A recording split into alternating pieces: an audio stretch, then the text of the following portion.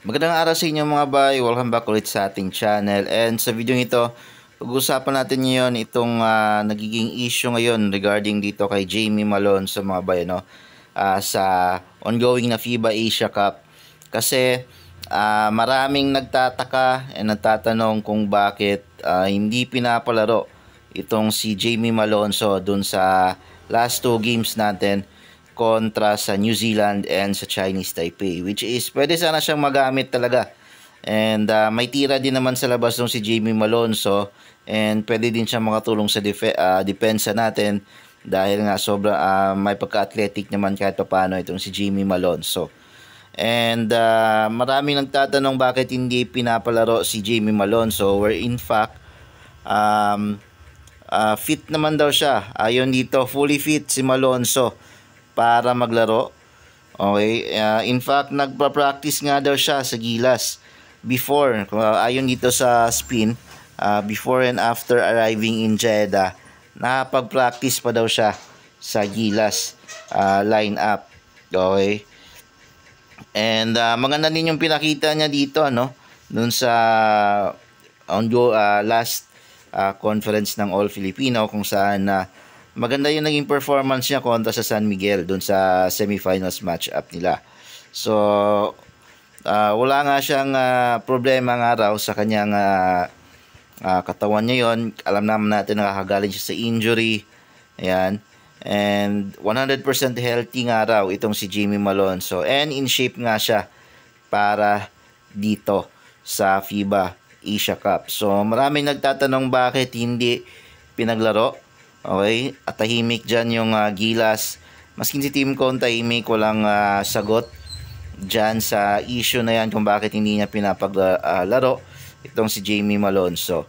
So ito yung nakikita nating rason dyan na mga bayan kung bakit hindi pinapaglaro itong si Jamie Malonzo. Isa na dyan is, kung matatandaan ninyo, 8 days ago, while ongoing yung practice ng Gilas, dito pa lang sa Pilipinas, and paparating na sila dito sa Jeddah, is nagkaroon ng announcement itong si sa kampo ni Jamie Malonzo na maglalaro na siya para sa Japan B-League at sa Kyoto Hanaris. Okay, yan, ito yung team dati ni Matthew Wright, mga bay, ano?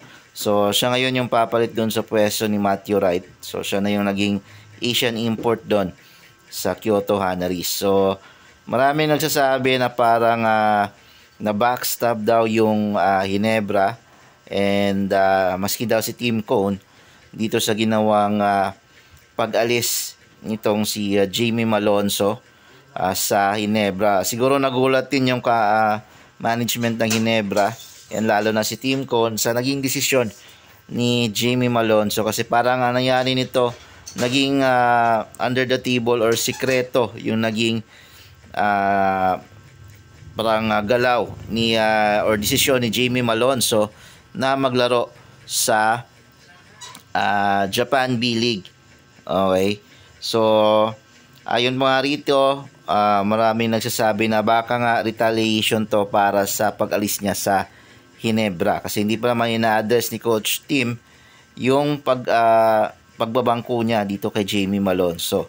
So baka nga ang dahilan talaga nito is yung pag-alis, and baka hindi nga nagsabi ito si Jamie Malonzo na aalis siya ng Ginebra, iiwan niya yung Ginebra, mga bayano. Kasi nga maskin yung mga fans ng Ginebra na bigla na nung binalita tong tungkol kay Jamie Malonzo na maglalaro siya sa Japan B-League, marami ang nagulat. Okay, siguro adong nagulat din yung management ng Ginebra, and lalo na si Team Cone. And base kasi dun sa mga balita o yung mga rumors, itong Ginebra is parang may balak yata na i-trade na itong si Jamie Malonzo sa ibang team sa PBA. So parang ang ginawa yata, parang nakatunog itong si Jamie Malonzo na gusto siyang i-trade yata ng Ginebra.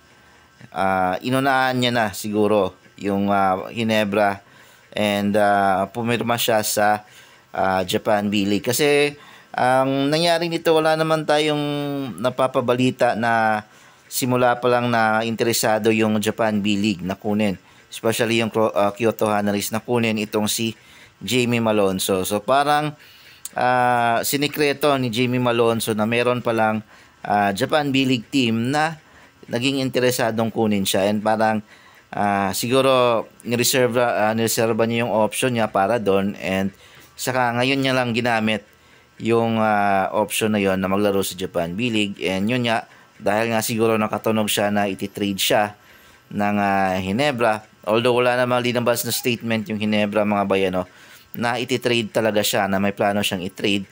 Kasi nga parang marami din nakapansin na iba na, hindi na yung dating Jamie Malonzo yung nakikita natin naglalaro ngayon sa Ginebra.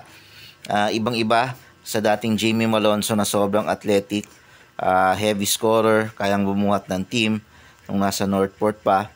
So after yan ng injury, nag-iba talaga yung laruan ni Jamie Malonzo. Yan yung napansin natin sa kanya. So posible humina din talaga yung laruan ni Jamie Malonzo, and napansin din niya ng Ginebra management, mga bayano, na parang naisipan nila after siguro nung naging semifinals nila sa San Miguel, parang doon na nila naisipan na inconsistent talaga itong naging performance ni Jamie Malonzo, and kailangan na siyang i-trade. So baka nasaktan yung Ginebra management and si Coach Tim Cone dahil nga hindi naman lang nagpaabiso or nagsabi siguro itong si Jamie Malonzo, and ginulat din na lang yung Ginebra management and maging si Tim Cone, okay, na lilipat na siya ng Japan B-League. And dahil nga dyan, sa paglipat niya, 3-year ban yung kahinatnan nitong si Jamie Malonzo. And marami nga, ito nga siguro yung naging dahilan kaya binabangko siya. Baka nagalit or nasaktan nga itong si Tim Cone, or baka napag-utusan si Tim Cone ng Ginebra management na huwag nang paglaruin itong si Jamie Malonzo. Okay? Na dahil nga maglalaro na ito, yun nga, parang yan yung parusa nila sa parang hindi pagpapaalam ni Jamie Malonzo na maglalaro siya siguro sa Japan B-League. And siguro baka naisip din nila na wag nang paglaruin, baka ma-injured and madali pa yung Japan B-League stint niya. Okay, so baka yan din yung isang rason pa na iniwasan ni Coach Tim Cone ng Gilas, is alam nila maglalaro na sa Japan B-League si Jamie Malonzo, and hindi na nila pinaglaro para hindi na baka makaiwas sa injury.